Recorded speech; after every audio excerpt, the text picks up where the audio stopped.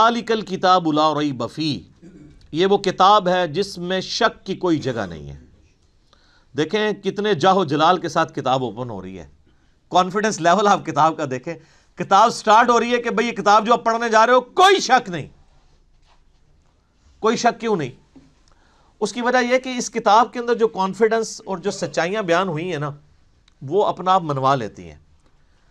اور اس میں یہ بھی امپلائڈ تھا کہ جو سابقہ امتیں ہیں نا، جیوز اور کرسچنز، ان کو اس میں کوئی شک نہیں ہے۔ جس طرح کہ سورہ الانعام میں آتا ہے کہ نبی علیہ السلام کو ایسے پہچانتے ہیں جس طرح اپنے بیٹوں کو، اور سورۃ الاعراف میں آتا ہے کہ یہ اس نبی کو، نبی امی کو اپنے اندر پا رہے ہیں جس کی صفات وہ تورات اور انجیل کے اندر پڑھتے تھے۔ یعنی یہ کتاب کوئی شک نہیں ہے کہ یہ وہی کتاب ہے، مراد یہ کہ یہ وہی کتاب ہے جس کی پروفیسیز تورات اور انجیل کے اندر موجود تھی، کوئی شک نہیں ہے۔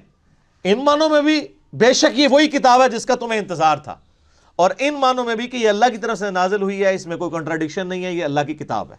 دونوں اعتبار سے یہ شک سے پاک ہے، جو سورہ النساء کی آیت نمبر 82 میں بھی آگے چل کے آئے گا کہ اگر قرآن کسی اور کی طرف سے آتا اللہ کے سوا تو تم اس میں بڑا اختلاف کثیر پاتے، یعنی اس کی آیات آپس میں ٹکرا رہی ہوتی، ایک مضمون کچھ اور کہہ رہا ہوتا، دوسرا اس کے بالکل اپوزٹ۔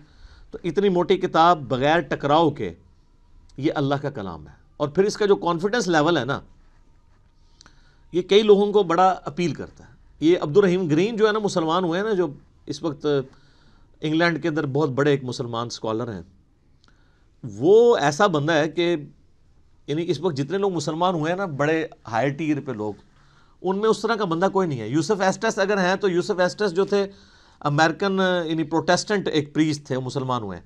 لیکن یہ جو عبد الرحیم گرین ہے نا، اس نے دنیا کے سارے مذاہب پریکٹیکلی پھرے ہیں۔ یہ 4 سال تک بدھسٹ بھی رہے ہیں، کرسچن بھی رہے ہیں، سارے مذاہب پھر کے اینڈ پہ یہ اسلام کی طرف آئے ہیں۔ آپ ان کی لائف سٹوری بھی انگلش میں رکھی ہوئی ہے جو انہوں نے سنائی ہے۔ تو وہ عبد الرحیم گرین کہتے ہیں کہ جب مجھے قرآن یعنی جب میں نے پڑھنا شروع کیا نا، تو میں یعنی قرآن پاک کے کانفیڈنس سے بڑا متاثر ہوا کہ یہ بڑے یعنی پیشن کے ساتھ بات کرتا ہے، نمبر 1۔ نمبر 2، وہ کہتا ہے قرآن میں اس طرح کا ربط نہیں ہے جو انسانی کتابوں میں ہوتا ہے، کیونکہ قرآن کا سٹائل خطبے کا ہے، جو میں پہلے ایڈریس کر چکا ہوں۔ یہی بات اس نے جوشوا نے بھی کی، جس کا پچھلے دن ہم نے کلپ بھی چڑھایا تھا، how Bible led me to accept Islam. تو وہ بھی یہ کہتے ہیں قرآن کا جو کانفیڈنس ہے نا، کہ ایسا کرو تو کامیاب ہو، ایسا نہیں کرو گے تو یہ ہو جائے گا۔ آپ یقین کریں دنیا میں سخت سے سخت طبیعت والے بندے کی کتاب اٹھائیں نا، اس میں آپ کو وہ اعتماد اور وہ پیشن نظر نہیں آئے گا جو کتاب اللہ کے اندر آپ کو نظر آتا ہے۔ یہ خدا، الہ، مالک، رب ہی اپنی مخلوق سے اس طریقے سے بات کر سکتا ہے۔ انسان جتنا مرضی بڑا ہو جائے وہ اس طریقے سے گفتگو کر ہی نہیں سکتا، چاہے بھی تو نہیں کر سکتا۔ یہ اس کتاب کے اندر زور ہے۔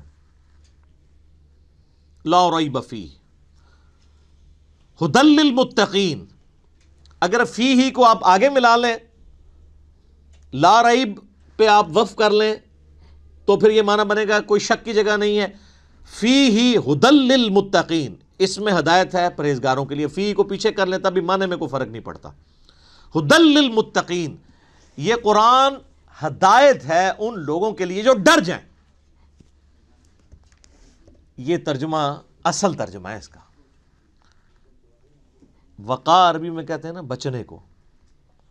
اچھا ہم جب کہتے ہیں نا قرآن میں ہدایت ہے پرہیزگاروں کے لیے، یہ ترجمہ کر رہے ہوتے ہیں۔ اچھا تو جو نان پرہیزگار ہیں ان کے لیے ہدایت کہاں ہے؟ سوال ہے نا۔ تو اس کا معنی ہی غلط کیا گیا۔ اس کا ترجمہ مولانا مودودی رحمہ اللہ تعالیٰ نے بالکل ٹھیک کیا کہ یہ کتاب ہدایت ہے ان لوگوں کے لیے جو ڈر جائیں، چاہے وہ کافر ہے، چاہے مسلمان ہے، چاہے گناہ گار ہے، چاہے نیکوکار ہے۔ کئی نیکوکار ہے پرہیزگار ہیں لیکن ہر الٹا کام کر رہے ہیں، کیونکہ وہ متقی نہیں ہے۔ پرہیزگار یعنی جو آپ نے لائسنس رکھے ہوئے ہیں، داڑھی، شلوار ٹخنوں سے اوپر، تسبیح، ٹوپی، یہ لائسنس ہی ہے نا کسی کی پرہیزگاری کا۔ آج دنیا میں کسی کو جج کرنے کا طریقہ کیا ہوتا ہے؟ بڑا نیک ہے، وہ کیا دیکھ رہے ہوتے ہیں؟ یہی کچھ دیکھ رہے ہوتے ہیں، گیٹ اپ۔ حالانکہ تقویٰ تو ادھر ہوتا ہے، وہ تو اللہ کو پتہ ہے ریاکاری کے لیے کر رہا ہے، دکھلاوے کے لیے کر رہا ہے، کس لیے کر رہا ہے۔ بہرحال جو دنیا کے لائسنس ہیں ان میں جو پرہیزگار ہیں ان میں سے کئی لوگ ہیں جو متقی نہیں ہیں۔ تو ھدی للمتقین، یہ ہدایت ہے ان کے لیے جو ڈر جائیں۔ جو بھی ڈر جائے اس کو لیے قرآن کے اندر ہدایت ہے، اور جو نہ ڈرے اس کے لیے قرآن میں کوئی ہدایت نہیں. یہ بڑی خطرناک بات ہے. قرآن سٹارٹ اس سے لے رہا ہے کہ قرآن میں ہدایت اس کے لیے ہے جو ڈر جائے، اور جو نہیں ڈرے گا کوئی ہدایت نہیں. آگے چل کے آئے گا شہر رمضان الذی انزل فیہ القرآن ھدی للناس وبینات من الہدی والفرقان. رمضان کا مہینہ وہ ہے جس میں قرآن نازل ہوا ھدی للناس، پوری انسانیت کے لیے ہدایت ہے. وہاں تو متقی کا بھی ذکر نہیں آیا، پوری انسانیت چاہے کافر ہے چاہے مسلمان ہے. وبینات من الہدی، اور اس میں ہدایت کے بڑے بڑے روشن دلائل ہیں. والفرقان، اور حق اور باطل میں تمیز کرنے والی کتاب ہے یہ. اچھا، یہ الفرقان نبی الاسلام بھی ہے. صحیح بخاری میں حدیث ہے محمد فرق بین الناس، محمد صلی اللہ علیہ وآلہ وسلم لوگوں میں حق اور باطل میں فرق ہے. یہ کتاب بھی الفرقان ہے. تو ھدی للمتقین، ان کے لیے ہدایت ہے جو ڈر جائیں. اس کا کیا مطلب ہے؟ کہ جو شخص زندگی میں غور و تفکر کے بعد اس رزلٹ پہ پہنچے کہ مجھے میری مرضی کے بغیر کسی نے پیدا کیا اور اس نے اس فیس آف ارتھ میں مجھے پٹ کر دیا، اور یہ میری آبزرویشن ہے کہ سب لوگوں نے مرنا ہے، تو اگر سب لوگوں نے مر جانا ہے تو مر کے کس اگلی ایسی زندگی میں جانا ہے؟ اگر کسی کے بنائے سے ہم بنے ہیں تو پھر جس نے بنایا ہے اس کو رسپانس نہ کیا تو مرنے کے بعد جب اس کے سامنے پیشی ہوگی مرنے کے بعد تو کہیں شرمندگی نہ اٹھانی پڑے. جب یہ تصور کسی بھی انسان کے دماغ میں آ جائے، اس کا دل اس تصور کی گواہی دے دے تو وہ فوراً ڈر جائے گا. یار مجھے کس نے پیدا کیا؟ میرے تو ماں باپ کو بھی نہیں پتا کہ مجھے کس نے پیدا کیا، وہ خود کیسے پیدا ہوئے. تو الٹیمیٹلی ایک خدا کا تصور آتا ہے نا. وہ اللہ جس نے ہماری مرضی کے بغیر ہمیں پیدا کیا، وہ ہمارے ساتھ کچھ بھی کر جائے ہمیں کو بچا نہیں سکتا.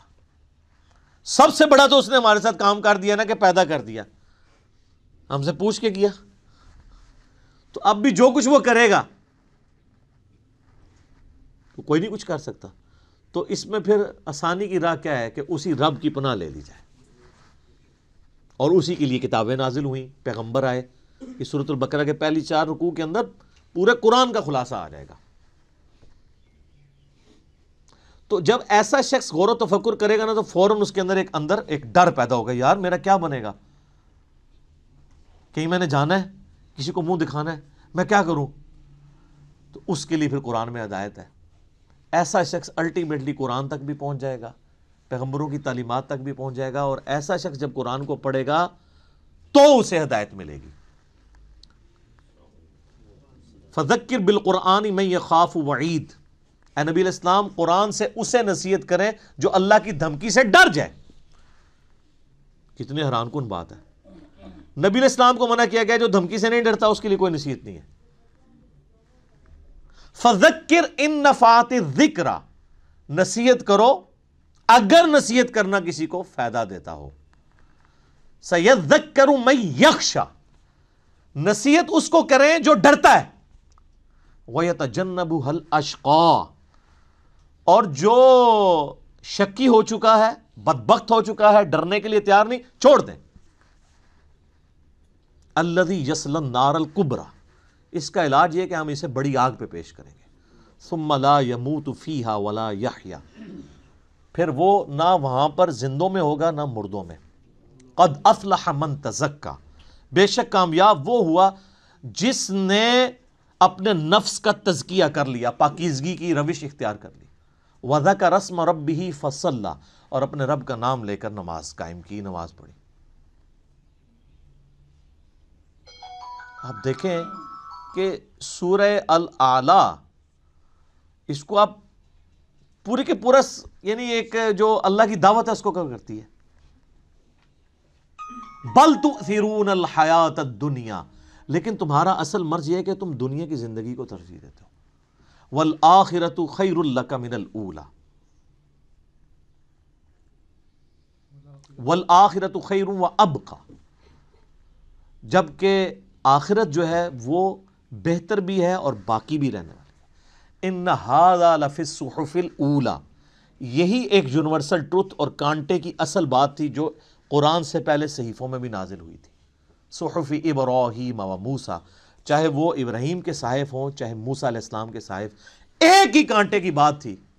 کیا؟ بل تؤثرون الحیات الدنیا والآخرۃ خیر وابقیٰ. اب یہ بھی سر پھر ہم صحیح کہتے ہیں نا کہ کتابوں کا خدا اور ہے اور بابوں کا خدا اور.